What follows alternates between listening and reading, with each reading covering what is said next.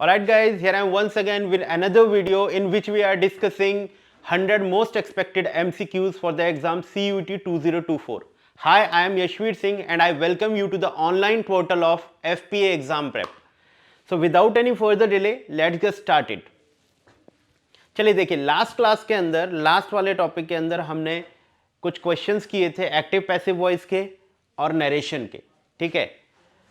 उसमें मुझे पूरा भरोसा है कि आप लोगों को एग्ज़ाम में कैसे हमने एक्टिव पैसिव वॉइस को फाइंड आउट करना है, उसके ऑप्शंस में से उसको कैसे फाइंड आउट करना है, कैसे हमें नरेशन में से उसके ऑप्शंस को फाइंड आउट करना है, उसका जो मैंने ट्रिक बताया था वो आपको बहुत अच्छी तरह से समझ आया होगा और उससे रियली में आपको बहुत ज़्यादा फायदा मिला होगा, मैं इसको होप करता हूँ।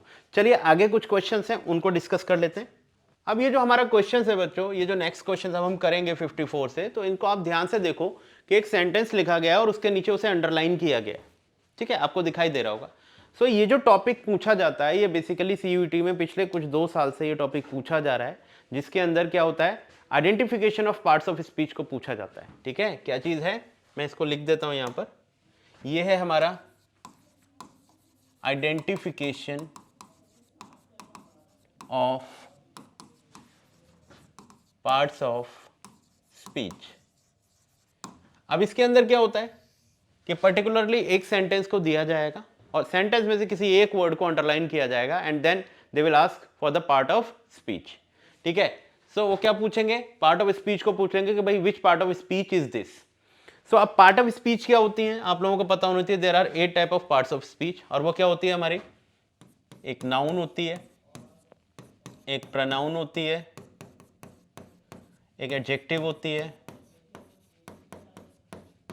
एक एडवर्ब होती है, verb, conjunction and then preposition, और लास्ट में जो होता है वो हमारा होता है इंटरजेक्शन। Got it. तो ये जो हमारी हैं 8 पार्ट ऑफ स्पीच, इनका आइडेंटिफिकेशन वो हमसे पूछ लेता है।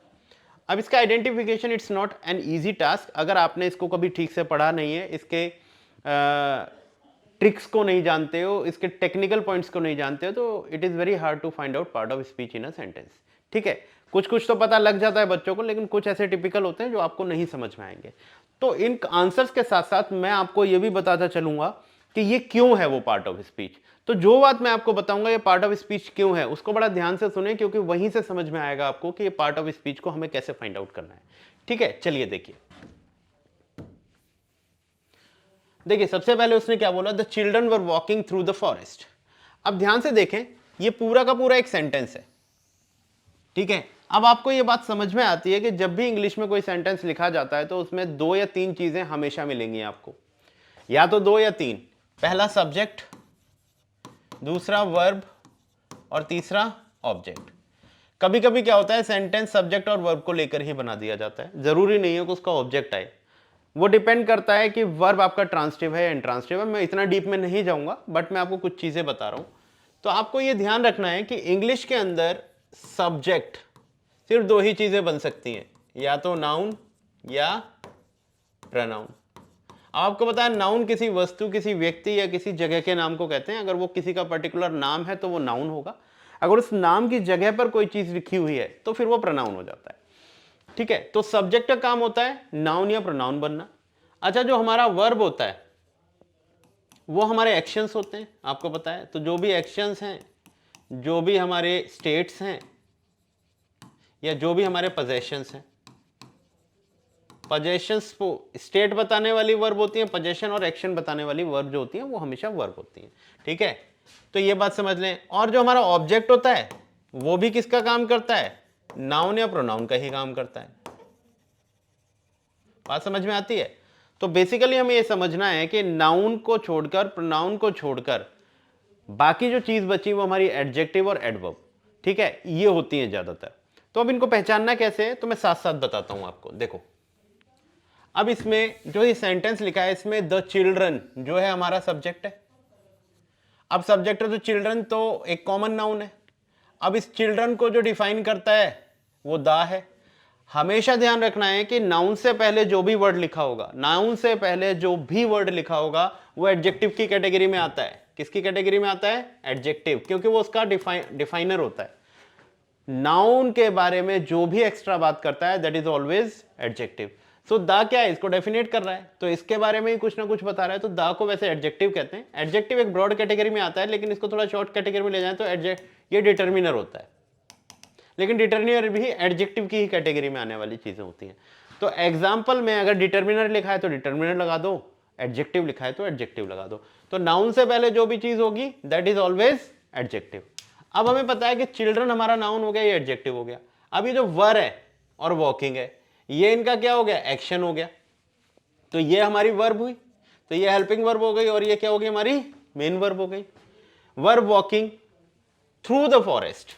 अब हमें मालूम है कि वॉकिंग जो वर्ड होता है ना इंग्लिश में, ये जो वॉकिंग वर्ड होता है बच्चों, जो भी मूवमेंट वाली वर्ब होती है, मूवमेंट वाली वर्ब कभी भी ट्रांसिटिव नहीं होती। ट्रांसिटिव का मतलब है कि जो वर्ब ट्रांसिटिव होगी, मैं बता देता हूं, वर्ब जो होती है दो तरीके की होती है, एक होती है ट्रांजिटिव और एक होती है इनट्रांजिटिव। तो अगर वो ट्रांसिटिव वर्ब होती है तो उसका ऑब्जेक्ट उसके बाद डायरेक्ट आता है। ट्रांसिटिव वर्ब का मतलब होता है कि जब सब्जेक्ट ने एक्शन किया और उस एक्शन को डायरेक्टली कोई रिसीव कर रहा है तो वो उसका ऑब्जेक्ट हो जाता है। अब वॉक कौन कर रहा है? चिल्ड्रन कर रहा है। क्या अब चिल्ड्रन के वॉक करने का इफेक्ट किसी पर जा रहा है? नहीं जा रहा है। इसका मतलब इसका ऑब्जेक्ट नहीं होगा। अब हमें यह समझना है कि अगर वर्ब का ऑब्जेक्ट नहीं होगा, जो ऑब्जेक्ट होते हैं इंग्लिश में बच्चों दो ही चीजें को होते हैं, ऑब्जेक्ट दो ही चीजों के होते हैं, या तो प्रेपोजिशन के या फिर वर्ब के। तो अगर वर्ब का ऑब्जेक्ट नहीं हो सकता कोई नाउन, तो फिर वो होना चाहिए हमेशा किसका? प्रीपोजिशन का ऑब्जेक्ट। तो अब हमें ये देखना है कि वॉकिंग के बाद ये थ्रू वर्ड लिखा हुआ है और उसके बाद ये फॉरेस्ट लिखा हुआ है। फॉरेस्ट क्या होता है? हमारा नाउन। अब हमें समझना है कि सब्जेक्ट के रूप में तो नाउन आ चुका है, ये तो सब्जेक्ट हो गया। अब अगर दूसरा नाउन सेंटेंस में यूज किया गया है तो वो हमेशा ऑब्जेक्ट ही होगा, है ना। अब वो ऑब्जेक्ट होगा तो या तो वो वर्ब का ऑब्जेक्ट होना चाहिए या फिर वो किसी प्रीपोजिशन का ऑब्जेक्ट होना चाहिए। तो अब सीधी सी बात ये है कि वॉकिंग वर्ब तो ऑब्जेक्ट लेती ही नहीं है, तो ये वॉकिंग वर्ब का ऑब्जेक्ट तो हो नहीं सकता। इसका मतलब है जो इससे पहले चीज लिखी गई है वो क्या है? प्रीपोजिशन है। अब तुम कहोगे सर नाउन से पहले तो अभी आपने बताया कि वो एडजेक्टिव होता है। हाँ होता है, नाउन से पहले एडजेक्टिव। नाउन से पहले एडजेक्टिव भी आ सकता है, नाउन से पहले प्रीपोजिशन भी आ सकती है। अब तुम्हें यह कैसे पता लगे कि वो एडजेक्टिव है प्रीपोजिशन है? तो आप सीधी सी बात देख लो, थ्रू क्या इसका कोई डिस्क्रिप्शन है? नहीं, थ्रू डिस्क्रिप्शन नहीं है। थ्रू इसके एक डायरेक्शन की तरह यूज हो रहा है, तो थ्रू का ये डिस्क्रिप्शन नहीं है। अगर ये डिस्क्रिप्शन होता तो ये एडजेक्टिव हो जाता, और ये डिस्क्रिप्शन होता तो ये वॉकिंग का डायरेक्ट ऑब्जेक्ट नहीं बन जाता, क्योंकि नाउन से पहले एडजेक्टिव आ सकते हैं तो एडजेक्टिव के साथ भी ऑब्जेक्ट बन सकता था ये। लेकिन हमें मालूम है थ्रू जो है ना, ये फॉरेस्ट जो है ना, थ्रू वर्ब का, थ्रू प्रीपोजिशन का ऑब्जेक्ट है, वॉकिंग का ही ऑब्जेक्ट नहीं है, तो ये हमारा प्रीपोजिशन ही होता है। अब कुछ बच्चे कहेंगे कि सर ये कंजंक्शन भी तो हो सकता है, क्योंकि कंजंक्शन भी कनेक्टर होते हैं। तो बच्चे ध्यान ये रखना है, कंजंक्शन से हमेशा सेंटेंसेस कनेक्ट किए जाते हैं। कंजंक्शन हमेशा सेंटेंस कनेक्ट करने के लिए होता है। जैसे कि दो टाइप के कंजंक्शन होते हैं हमारे, एक होता है कोऑर्डिनेट कंजंक्शन, एक होता है सबऑर्डिनेट कंजंक्शन। तो जो कोऑर्डिनेट कंजंक्शन होते हैं ना वो सिर्फ सात ही होते हैं, फॉर, एंड, नॉर, बट, और, येट और सो। ये जो हमारे कोऑर्डिनेटिंग कंजंक्शन होते हैं बस यही होते हैं। अच्छा, इनको छोड़कर जितने भी होते हैं सब सबऑर्डिनेटिंग कंजंक्शन होते हैं। तो हम देख लें कि इनमें से तो ये है नहीं, तो इसका मतलब है सबऑर्डिनेट कंजंक्शन अगर कोई मान रहा है तो सबऑर्डिनेटिंग मानेगा। अब सबऑर्डिनेटिंग कंजंक्शन का एक आदत होती है कि वो सिर्फ सेंटेंसेस को जोड़ सकता है। तो क्या देखो ये सेंटेंस जोड़ रहा है क्या? सेंटेंस थोड़ी है। इसका मतलब है कंजंक्शन भी नहीं, तो अब एक ही चीज बची, ये प्रेपोजिशन है। तो थ्रू का आंसर क्या हो जाएगा बेटा यहां पर? प्रेपोजिशन।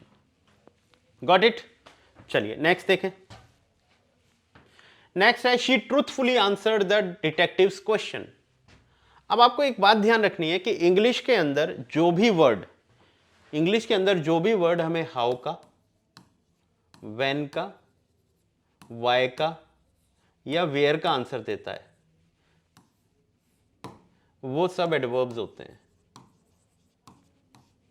ठीक है, हाउ, व्हेन, वाई और वेयर का जो आंसर देते हैं वो सब एडवर्ब्स होते हैं। और एक चीज और,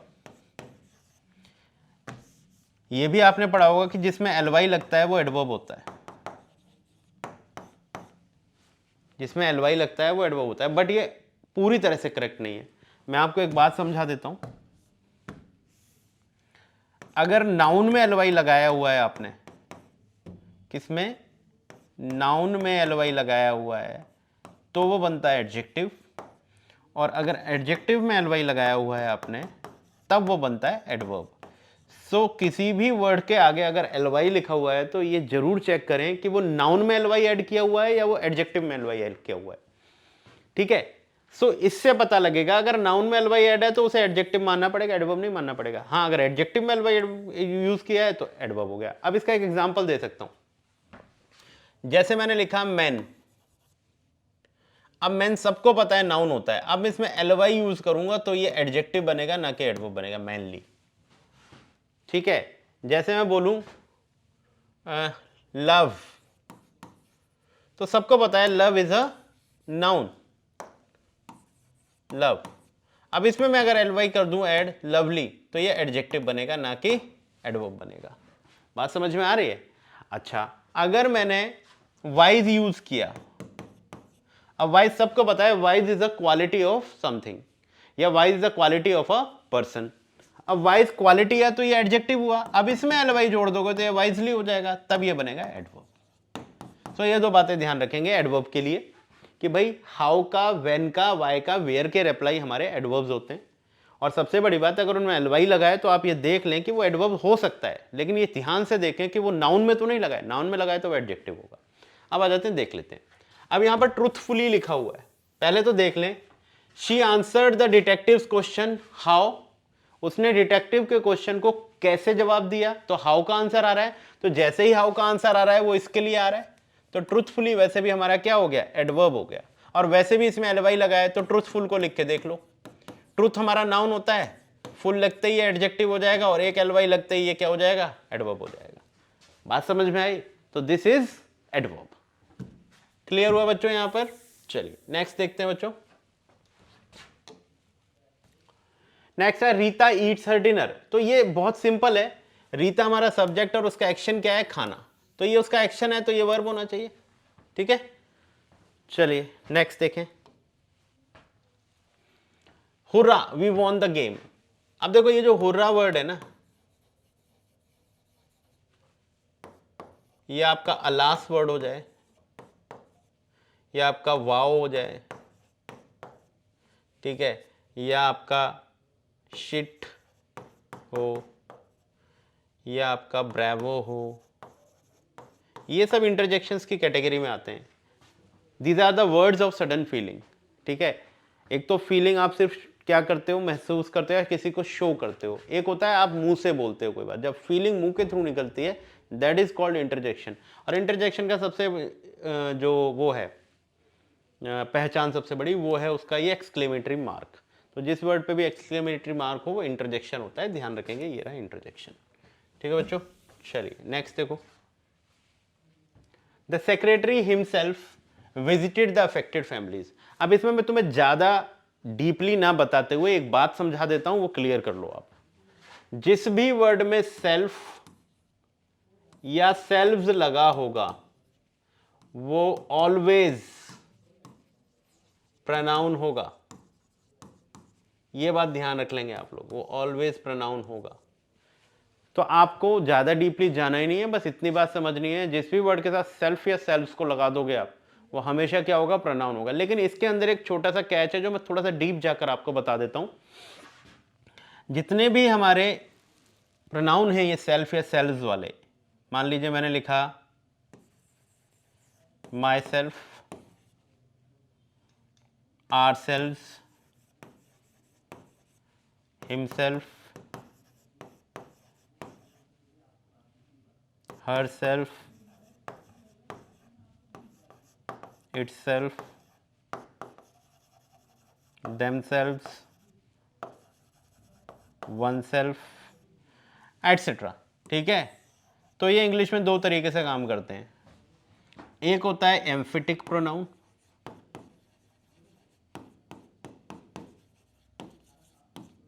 और एक होता है रिफ्लेक्सिव प्रोनाउन।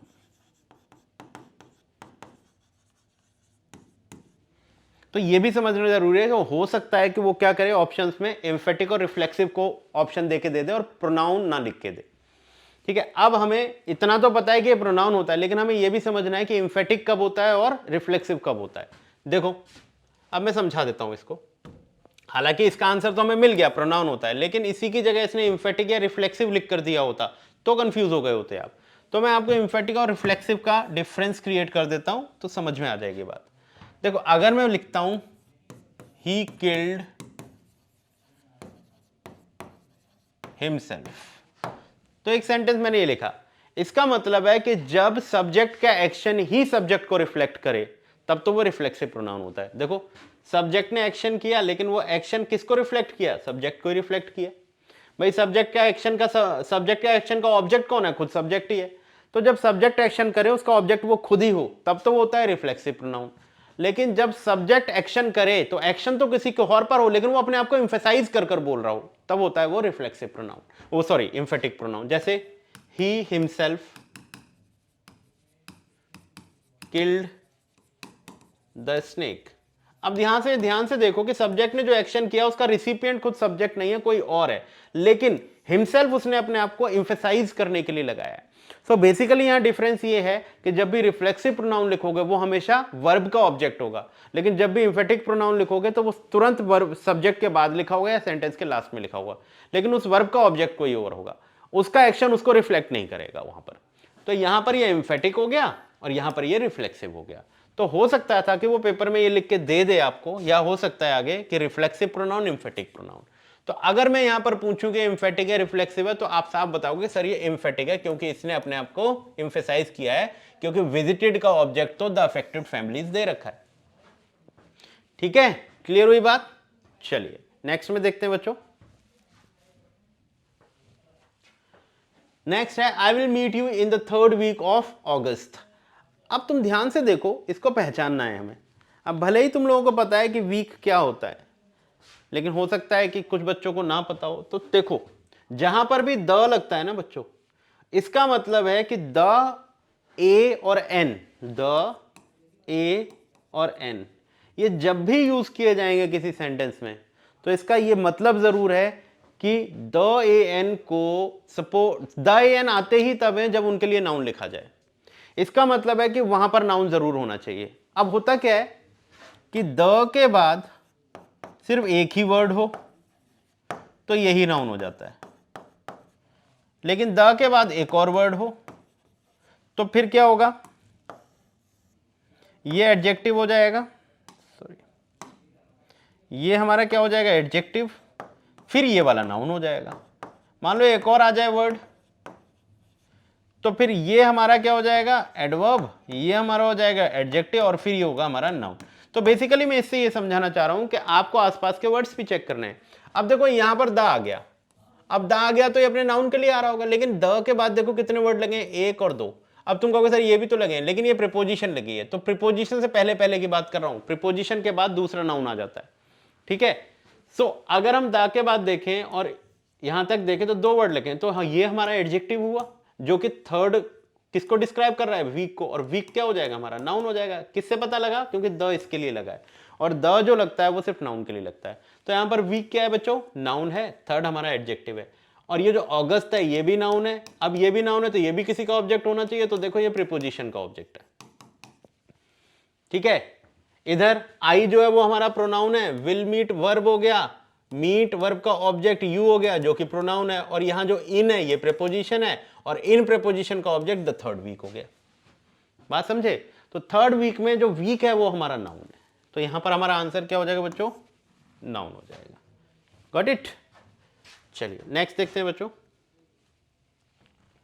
नेक्स्ट है the presiding officer walked slowly to the dice.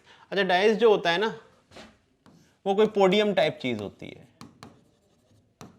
ठीक है, क्लियर। तो इधर देखो the presiding officer walked, presiding officer, देखो इसमें क्या है, द जो है हमारा वो आर्टिकल है, अब ये किसी नाउन के लिए लग रहा होगा।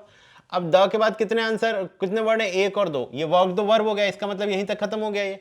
तो ये जो हो गया हमारा क्या हो गया, ये एडजेक्टिव हो गया। आईएनजी फॉर्म में जब कोई आईएनजी फॉर्म की वर्ब किसी नाउन को डिस्क्राइब करती है तो वो वर्ब ना होके फिर क्या हो जाती है, वो एडजेक्टिव हो जाती है। अभी बताया ना, नाउन से पहले जो भी चीज होती है वो एडजेक्टिव होती है। हालांकि है ये प्रेजेंट पार्टिसिपल भी एडजेक्टिव का ही काम करते हैं। अब क्योंकि ये एडजेक्टिव है तो नाउन हमारा क्या होगा, ये होगा। वॉक्ड उसका एक्शन हो गया तो ये वर्ब हो गई, और टू द डाइज जो है टू वर्ब का ये क्या हो गया, ऑब्जेक्ट हो गया, तो ये क्या हो गया, नाउन हो गया, और टू हमारा क्या हो गया, प्रेपोजिशन हो गया। अब वो कह रहा है the presiding officer walked to the dais how slowly. अब हाउ का आंसर है तो एडवर्ब होना चाहिए। और एक बार चेक कर लेते हैं, स्लो क्या होता है हमारा, स्लो हमारा एडजेक्टिव होता है। अब एडजेक्टिव में एलवाई लगाओगे तो एडवर्ब ही तो बनेगा। तो देखो यहां स्लोली क्या है हमारा बच्चों, एडवर्ब। गॉट इट, स्लोली हमारा क्या हुआ, एडवर्ब हुआ। चलिए नेक्स्ट देखें, jasmines and roses are my favourite flowers. अब देखो माई भी क्या होता है, नाउन के लिए लगता है, पॉजेसिव एडजेक्टिव होता है हमारा। माई लगेगा तो नाउन भी आएगा, माई बता रहे हो तो कोई ना कोई चीज बताओगे अपनी। तो माई फ्लावर्स है तो माई फ्लावर्स के लिए लगाए तो ये क्या हो गया, नाउन। अगर ये नाउन हो गया तो नाउन का डिस्क्रिप्शन क्या है, फेवरेट, तो ये क्या होना चाहिए, एडजेक्टिव। तो देखो हमारा फर्स्ट ही आंसर हो जाएगा एडजेक्टिव। क्लियर हो रही है बात बच्चों। चलिए नेक्स्ट देखें, ही thought the movie ended abruptly. He pronoun, thought उसका एक्शन वर्ब हो गया, थॉट वर्ब का ऑब्जेक्ट मूवीज हो गया, तो ये भी क्या हो गया, नाउन हो गया। एंडेड इस नाउन का क्या हुआ, एक्शन हो गया, और ये किसका आंसर हो गया, हाउ का आंसर हो गया। कैसे बंद हो गई, हाउ, तो ये क्या हुआ, हाउ के आंसर एडवर्ब होते हैं, ये रहा एडवर्ब। एब्रप्ट, एब्रप्ट बोलोगे एडजेक्टिव होता है, एलवाई लगा दोगे एडवर्ब हो जाएगा। तो देखो ये क्या हो गया हमारा, एडवर्ब हो गया। Got it. चलिए नेक्स्ट देखें, नेक्स्ट है the son writes meaningless letters to his father. The son हमारा नाउन हो गया जो कि सब्जेक्ट है, उसका एक्शन राइट्स हो गया। Rights what, meaningful letters, meaningless letters. तो राइट्स क्या, ऑब्जेक्ट क्या है, लेटर्स। लेटर्स हमारा क्या हुआ, नाउन हुआ। नाउन को जो डिस्क्राइब करते हैं वो क्या होते हैं, एडजेक्टिव होते हैं। तो मीनिंगलेस यहां पर हमारा क्या है, एडजेक्टिव। तो देखो ये हो गया हमारा आंसर, एडजेक्टिव। Got it. चलिए नेक्स्ट। अच्छा ठीक है, ये तो लास्ट जो टॉपिक किया वो हमने किया identification of parts of speech. ये है हमारा आइडेंटिफिकेशन ऑफ टेंसेस। ठीक है बच्चों, तो पेपर के अंदर लास्ट पेपर में आइडेंटिफिकेशन ऑफ टेंसेस भी पूछे गए हैं, तो ही कैन आस्क एनीथिंग, तो आप बी प्रिपेयर्ड फॉर एवरीथिंग। ठीक है, चलिए देखिए अब ये क्या कह रहा है, next February I will visit Japan. ठीक है, next February I will visit Japan. तो अब आपको ये ध्यान रखना है कि हमें किसी भी टेंस को कैसे पहचानना है। तो टेंस को पहचानने का एक तरीका होता है, वो मैं आपको समझाता हूं। पहचानने का बस एक ही तरीका है कि भैया उसकी वर्ब देख लो आप। ठीक है, वर्ब पकड़ लोगे तो टेंस पकड़ में आ जाएगा। अब वर्ब क्या होता है सबको पता होना चाहिए वैसे। वर्ब की फर्स्ट फॉर्म प्रेजेंट इंडेफिनिट में आती है। वर्ब की एसआईएस फॉर्म भी किस में आती है, सेम प्रेजेंट इंडेफिनिट में।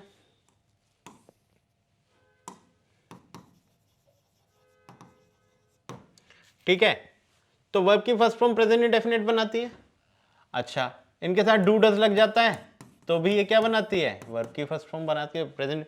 वर्ब की सेकंड फॉर्म किस में आती है, पास्ट इंडेफिनिट में। ठीक है, अच्छा इसके साथ डिड लग जाता है तो भी हो जाता है। अगर डिड के साथ वर्ब की फर्स्ट फॉर्म लगाओगे तो भी पास्ट इंडेफिनिट।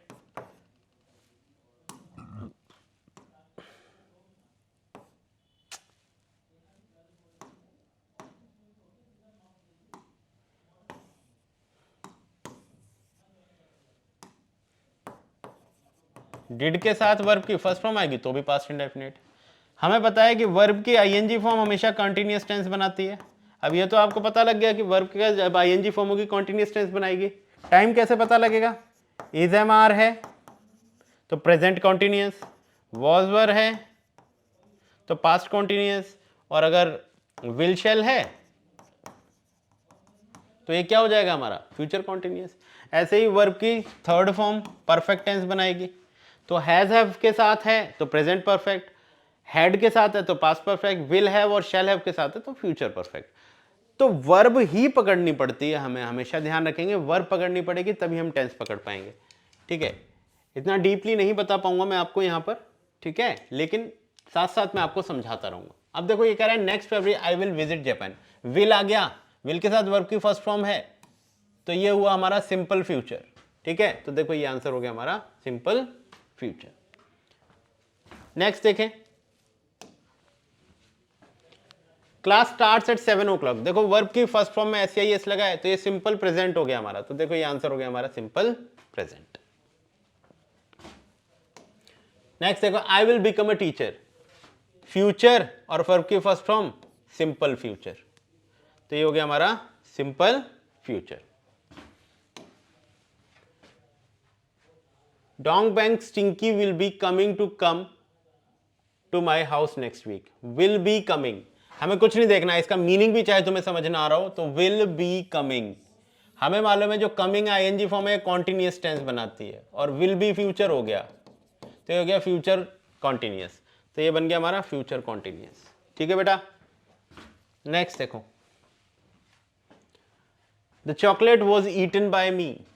अब देखो ध्यान से, वॉज है, अब ज्यादातर बच्चे यहां कंफ्यूज हो जाते हैं, वॉज को हेल्पिंग वर्ब मानना शुरू करते हैं। अब आप खुद ही सोचो अगर ये हेल्पिंग वर्ब होती तो इसके साथ वर्ब की ING फॉर्म आती ना, लेकिन इसके साथ तो वर्ब की थर्ड फॉर्म है।